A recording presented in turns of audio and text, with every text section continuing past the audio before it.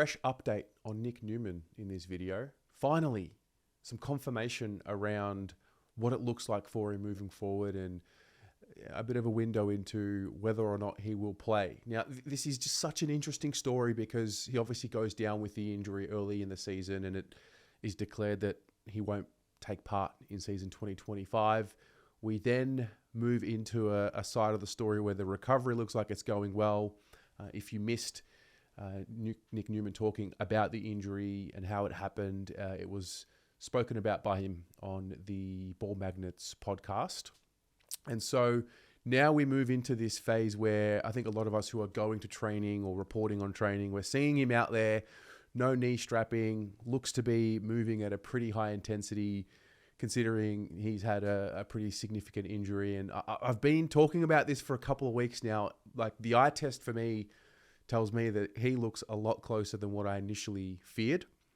And then we got some clarity around his situation from Nick Newman himself. So he did an interview with 3AW and this is what he had to say. Out of the rehab dungeon and I've come out just in time for the 8-degree mornings and, I missed all the nice sunny weather early in the year.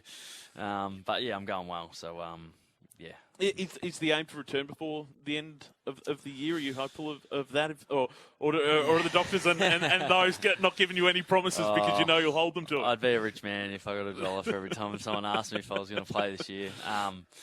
Yeah, I'm truly am not sure. Yeah. I'm doing everything I can. Naturally, I'm probably that way inclined, and whether it happens or not, it gives me the best chance to at least have a good off season. So, yeah, I'm going well.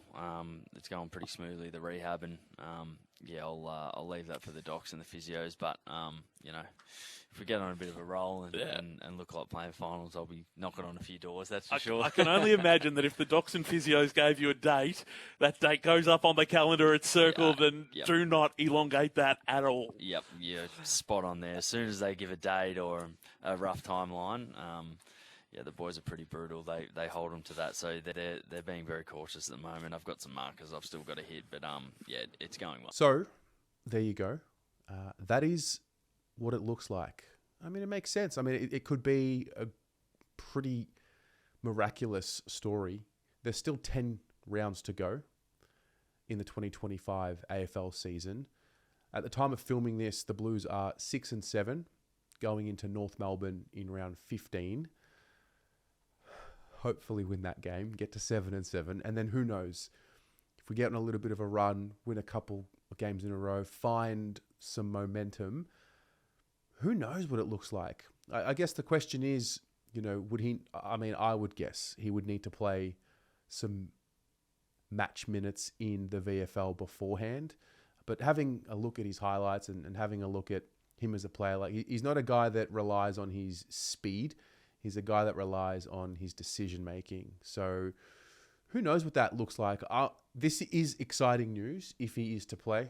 If he's not to play, it is what it is. The first things first, the Blues have got to win more games. So that seems pretty clear.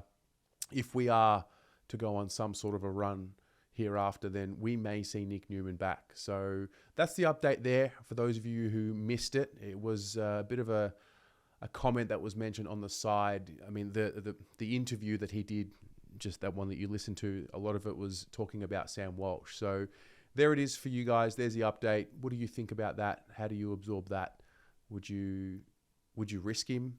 I mean, for me, if he's fit and available and we're a chance to play finals football, I think it'd be great to have Nick Newman in there. Give yourself the best chance to keep winning. So, yeah, get your thoughts in the comments below. We'll go from there.